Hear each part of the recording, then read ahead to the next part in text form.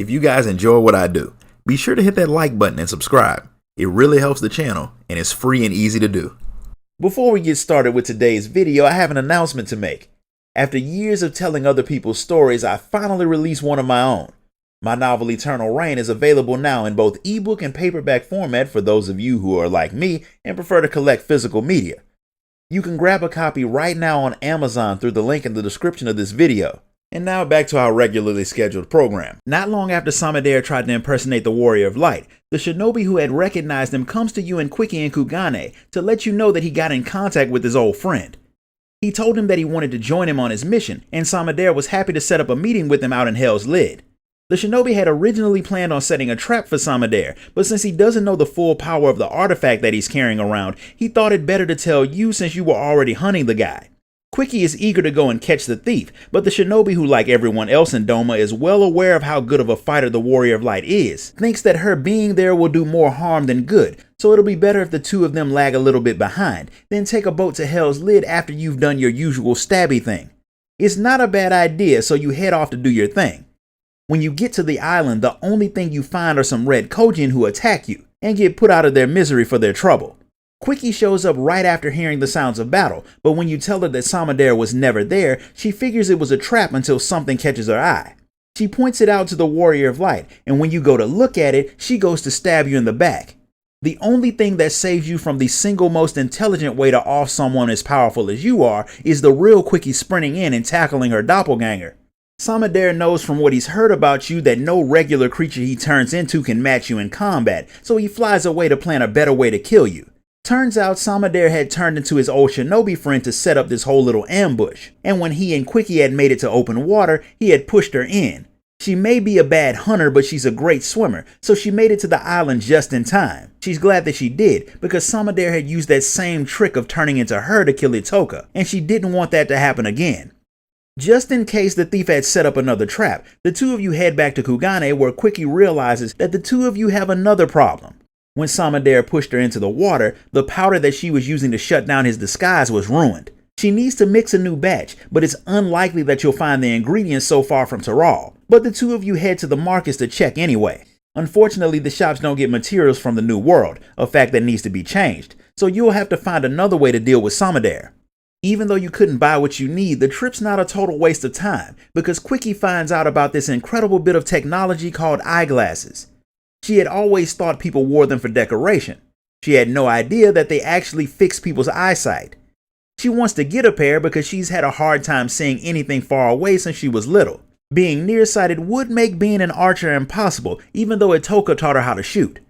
To test out the theory, you go to a shop to get her a pair, and after the crafter forces you to get the materials yourself, he makes her a pair of glasses, and not only do they make her aim better, it turns out that she's almost a perfect shot. So the next time you find Samadare, she'll be able to help you deal with him. When you get back settled in, Serena is there, and she has some important information about your target. After you make sure she's really her and not an impostor by asking her something that only she would know, she tells you about something a little weird that happened.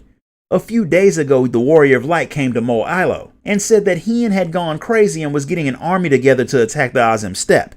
The Domans had already told them about the guy pretending to be different people and trying to cause chaos, so they immediately figured out that it wasn't you. They tried to catch him, but he turned into a sheep and got away. She told the people in Doma about it, and they let her know where you were so she could let you know. Since he was last seen in the steppe, you and Quickie head to Reunion to see if he's still hanging around, while Serena goes to let the other tribes know to be on the lookout. No one's been trying to spark up any trouble, but people have heard that Magni has been acting weird and sneaking out of the Dawn Throne. Quickie heard that someone had seen Magni heading to Bardom's Meadow not that long ago, so the two of you head out there to talk to him. When you get there, you see something that is so obviously impossible that Magni would have known that it wasn't real if he wasn't a complete idiot. Sato is in the middle of confessing her love for Magni while also claiming that she's being forced to marry Hien, all because he wants to expand his control into the Azim Steppe.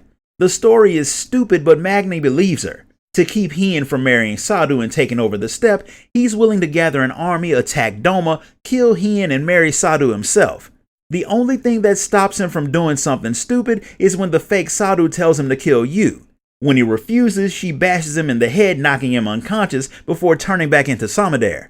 Normally, he would try to sneak attack you and Quickie instead of fighting you head on. But since that didn't work, he's decided to use the greatest warriors he knows to beat you, and he starts the fight off by turning into Itoka. Had he really understood just how strong the Warrior of Light really was, he would have turned into you. While Itoka was strong, she's nowhere near powerful enough to match the Warrior of Light, so Samadare turns into the most powerful creature that he's ever seen, the Auspice Tamamu Gozen. He's not the first Auspice that you fought, and much to his surprise, he loses. He turns into a bird and tries to fly away, but this time Quickie shoots him out of the sky. He doesn't die because fall damage doesn't exist in this world, but considering the fact that he gets taken into custody by Magni, he will probably wish he were dead. But none of that matters since you finally retrieve the relic. Quickie is happy that it's over, but she knows that her people won't be happy to see her come back instead of Itoka. Regardless, the two of you head back to Tuliyollal to return the artifact to Shashpia and let her know that the mission was a success. The Viera is shocked to see Quickie, since after she had run off and they couldn't find her, they had thought she'd taken herself out.